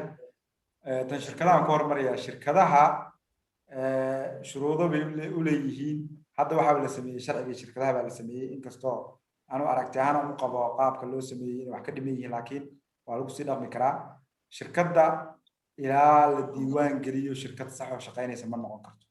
waa in wasaaradda ganacsiga laga diiwaan geliyo ma garatay waa in nidaamka marto haddii nidaamka marin shirkad shaqaynaysa ma noqon karto shirkadda shuruudo badan marka u qoran oo ay kamid tahay qoraalkii asaasidda iyo sidii u qoran yahay iyo magacyada iyo wax badan la kala ilaalinaya jira wasaaradda ka shaqaysa marka waa in laga diiwaan geliyo wasaaradda ganacsiga waa wixii shirkad ku aadan haddii kale ma yeelanayso shakhsiga qaanuuniga labo qaybta markhaatiyaasha ah dabcan markhaatiyaasha waxaa loo isticmaalaa nidaamkeena caadiga hadda ay leeyihiin shareecada islaamka ay leedahay oo qofkii dee waa inuu yahay qof wixii arkay waa inuu da'dii gaaray oo qofkani capacity-geeda leeyahay qofkani waa inuu yahay qof dabcan xeerka hortiisa caadilnimo ka muuqato yani qof mooryaana markhaati kama dhigaysid marka shuruudaha guud oo shareecada haddii la ilaaliyo kaaga filan ma garatay waxa kale waa waxba dhib malaha waa santaas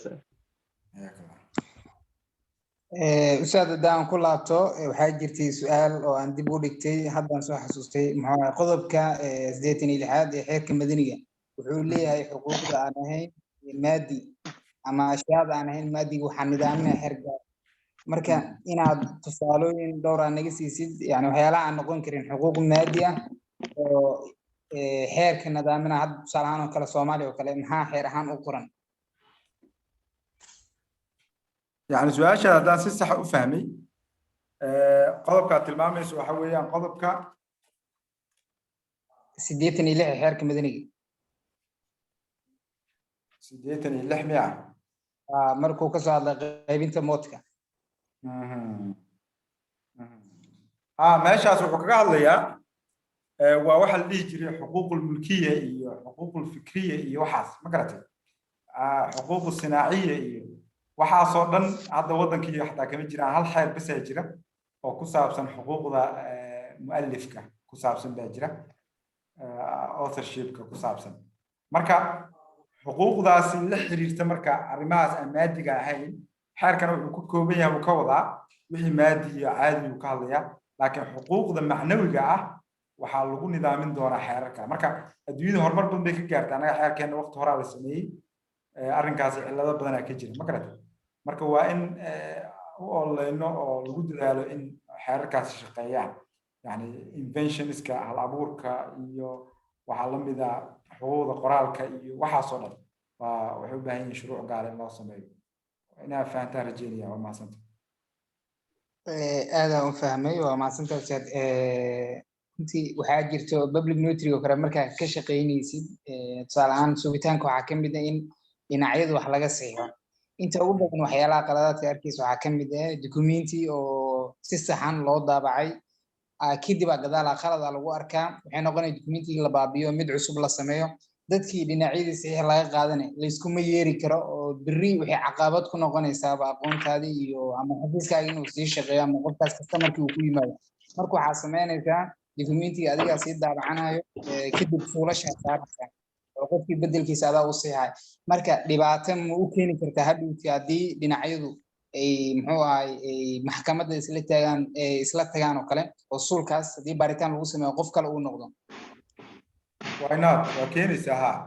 weliba waa arrin dhaqan xumo ah notary publicaas in la xiro ay tahay ma garatay waxay tahay notary public waxaa la rabaa haddii documentigii la saxiixay aan lagu noqon karin lasoo bilaabi karin waxaa la sameeyaa raacsiin documenti kale la sameynaya qalad ku jiri kan dambaa lagu saxaya ma garatay lifaaq buu la noqonayaa kii baa la xareynaya ma garatay aad iyo aad lama ogola documentiga hore in la furo haddaan laga wada noqonayn aad iyo aad mahadsantahay ustaada waxaan ku weydiinayaa labo waxaa dhahday qof dadka markii wax laga qoraayo oo rabtid inaad heshiis ka qortid waa inay haystaan documentiyo waa inay haystaan sida passport oo kaleeto ama laysin oo kaleeto ay haystaan ka waran labadaas qof haddaysan midna haysanin passport haysanin ama aysan haysanin laysinna aysan haysanin ma waxay capacitigooda camal miyay ka mid noqonaysaa laysinkii iyo baalkii waa heshiiskooda masaas ku soconaynin mise heshiiska u qori kartaa waa inaad dad yaqaana hesho yaraan laba markhaatiya ma garata waa inaad dad yaqaano u hesho oo garan kara dadkaan tixraac u noqon kara beri sawirada ku dhiji meesha ma garata sax intaasaa lagu garanaya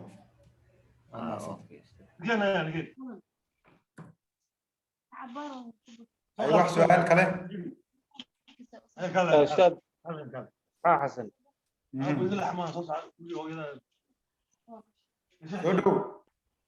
السلام عليكم ورحمه الله وبركاته استاذ marka hore aad baan kaaga mahad celinaynaa sida quruxda badan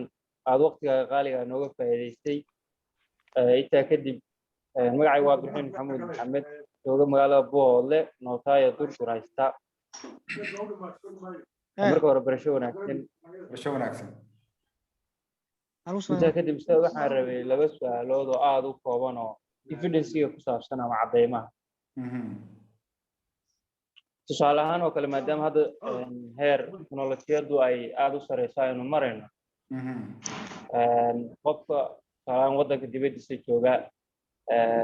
caddayntiisa qaab life oo kale ah ama cod oo kale ah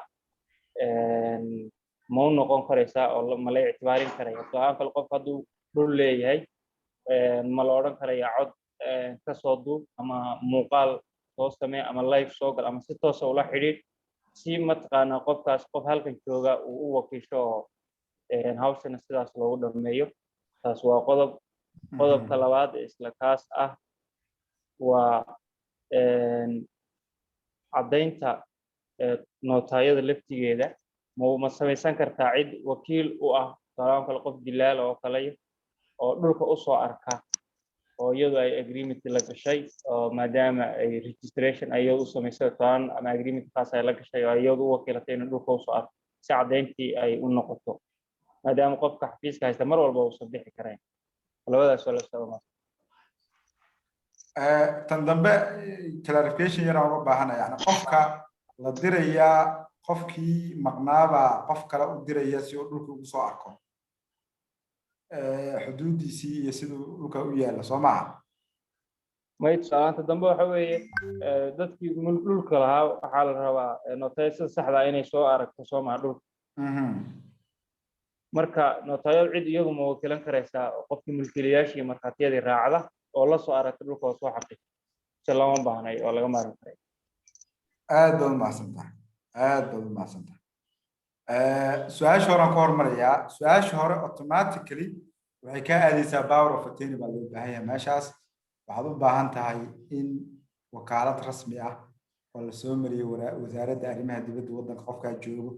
in waddankii loo soo diro qofkaasi wakaaladda uu ku howlgalo inta jooga buu u baahan yahay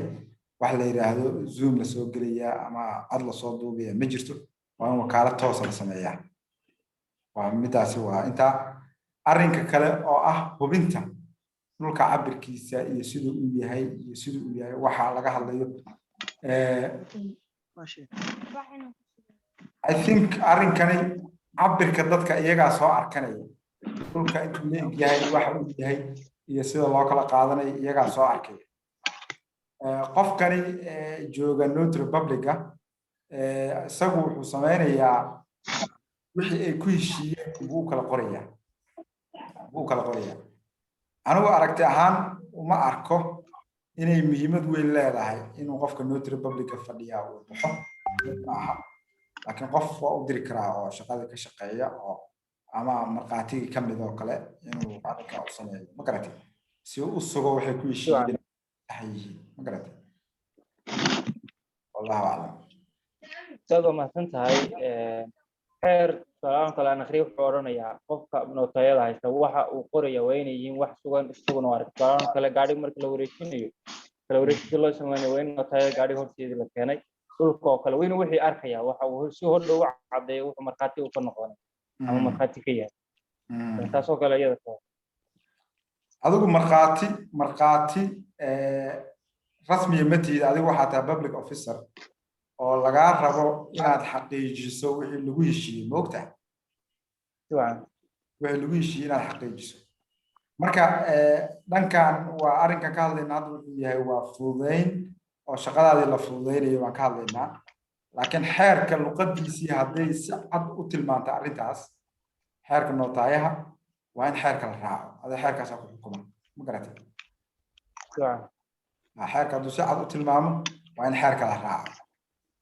hadduu xeerka si cad u tilmaamin oo arrinkii inaad hubiso ujeedku yahay oo wakiil oo meesha soo geli karana waa la isticmaali karaa waxa dhibaataa uma arko anugu hadda North Republica aad uma interest gareyn mana ii sheeg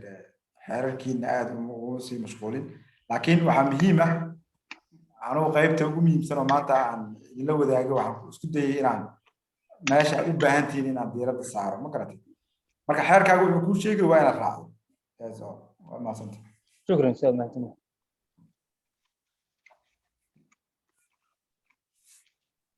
ustaad fursad fiican aan caawa kugu helnay waxaa moodaa su'aalihii inay marka dambe nagu soo dhacayaan su'aal waxaan ku weydiin rabaa haddii qof public notary ah uu heshiis qof kale la gelayo ama tusaalahaan oo kale gurigu iska gedaya ama boos oo kale heshiiska asaga nootayadiisa ma ka qori karayaan waa doctorkii inuu asaga heshiiskii uu nootayadiisa ka qoro sharci ahaan ma shaqeynaya ما no way sharciga si cad u diiday arrinka ma garatay arrinka lama ogola asaga inuu qayb ka noqdo ama dan ku yeesho lama ogola dukumentiga uu qorayo aad iyo su'aasha labaad oo rabo inaan ku weydiiyo waxay tahay misalan dukumenti dhul uu leeyahay ayaa waxaa la dul saaray mid kale oo koobi ah ama oo aan sax ahayn labadii dukumentine isku meel ay ka soo baxeen inkastoo mid sharci darro uu yahay qofkii notariga laga keenay waxyaalihii uu ku xaqiijin karay dukumentiyadii waa leeyahay tilmaamkiisa qofkii sidii uu ku wareejiyey booskii berri waxaa xaqiiqo noqotay qofkan dukumentigii uu doctorka notaaya wareejiyey inuu noqdo mid khalad ah marka ma magdhawa laga rabaa asaga maadaama wax qaldan uu wareejiyey mas-uuliyadda qofka notariga ah asaga waxaa la rabaa processkii saxda ah inuu maro ma garatay hadduu khalad galo yani xeerkiisa siduu dhigaya lagu qaadayaa ama ha noqoto isheeg mas-uuliyad la xiriirta canaan la xiriirta ama anshax marin la xiriirta ama ilaa heer madani ha gaarto ama ciqaab ha gaarto khaladkuu galo intuu leegahay bay ku xiran tahay marka kiiskan hadda aad ka hadlaysid oo dukumentiyada isa saaran iyo howlaha la xiriira adiga notary public markaa tahay markii lagu keeno dhul laba dukumenti leh kala duwan labadiiba hadday wada saxan yihiin oo isku hay-ad ka soo baxeen waxaa lagaa rabaa inaad isku daydo xafiiska ay ka soo baxday in loogu noqdo caddayn arrinkan labada dukumenti midka shaqaynaya ma garatay iska xaqiijsaa lagaa rabaa laakiin ma aha inaad adoo ujeeda wax isdiidan inay meesha yaallaan inaad dadka u kala wareejiso waa muhiimadaada dhibaato ku tahay ma garatay I hope inaan ka jawaabo aad iyo aad waa mahadsantahay wax su'aal kale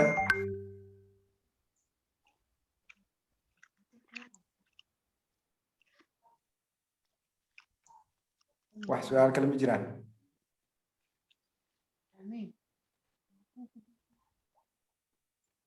aad baad u mahadsantihiin akhyaarta waqtigeennii waa caawa si wanaagsan uga faa'iidaysanay I think inaan waqti fiican isla qaadanay insha allah wixii kale loo baahdo insha allah Faysalna contactiga waa hayaa waa isla wadaagaynaa haddii ilaahay yiraahdo waa isla joognaa inta shaqeysa shaqooyinka allah u fududeeyo inta aan shaqeyno hadda shaqo doonkaana shaqo wanaagsan allah u sahla haddii ilaahay yiraahdo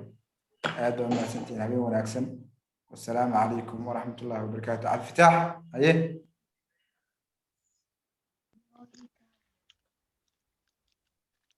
أستاذ مين مغشاه واكم غلاها أستاذي السؤال شيء هذا سؤال كأجله واي هذه قلب ودعاء ومعناها دوكيومنتي إنه تيسو أنتو دول وريجيو دول كي وحكي ماذا dhulka haddii wax ka yimaadaan hadda misalaan hadda laba dukumenti uu leeyahay lahay macnaha dhulkan dukumenti oo dowladda shaad barro kale u lahaa haddana dukumenti dambe oo dukumentigan yidhaahdo waqdacadaha oo ilaa cartaha ilaa hadda ah kaasna wuu leeyahay marka adiga ma kala garan kartid adiga misal ahaan soonihii waxa isku dhow laba goof oo isku dheganaa jirto oo goofna dowladda la sharciyey goofna hadda la sharciyey marka soonihii haddaad garan karin adiga dowladdiina dukumenti ka soo baxo adiga oo dowladda ay soo saarto haddii aa wareejiso dhulkaas oo maadaama dukumenti adiga og oo labadii dukumenti og miyaa wareejinaysaa mise adiga ogeyn adaan ogeyn ma adoo ogeyn waa caadi adoon ogeyn waa qof shaqadiisa qabsanaya tahay ma garatay adoon ogeyn dhibaata ma jirto keliya waa inaa xaqiijiso dukumentiga inuu xafiiskii ka soo baxay oo sax yahay okay haddii aniga mitalan haddii aniga aan dukumentiga wareejiyo kale dukumentigiina cilad kale ay ka timaado cilad kale ma ninkii dhulka iska iibiyaha lagu leeyahay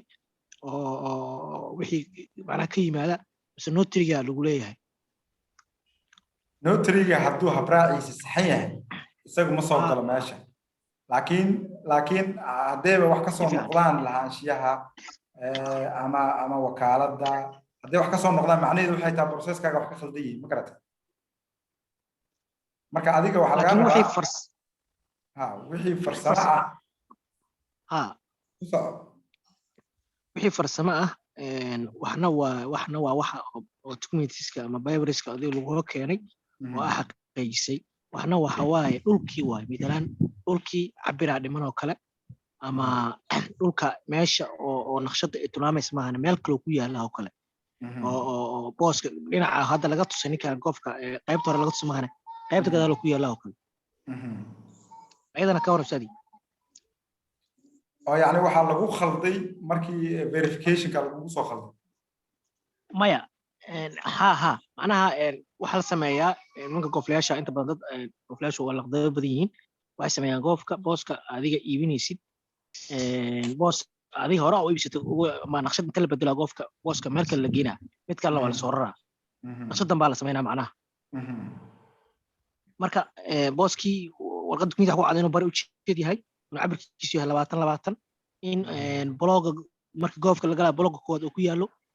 haddana hadhow naqshad kala timid oo ninkii booskii ninka laga gaday ninka la sheegtay kana gadaal u aad waxa la yiraahdo waxa jiro transactional stability oo la ilaaliyo xeerku aqoonsan yahay waxa la ilaaliyaa sugnaanta macaamilka ma garatay adiga haddaadan wax ku lug lahayn wax shaki kugu abuura aadan arkin lama raadiyo shaki ma garatay uma baahni inaad shaki raadsid adiga nidaamkaagii saxdaad maraysaa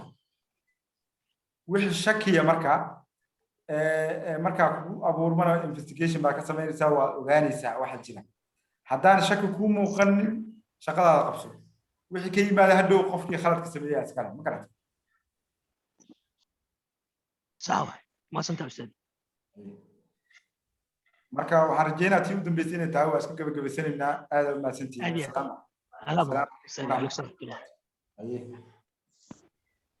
شكرا استاذي ويا دمانتي ما سنتين هذا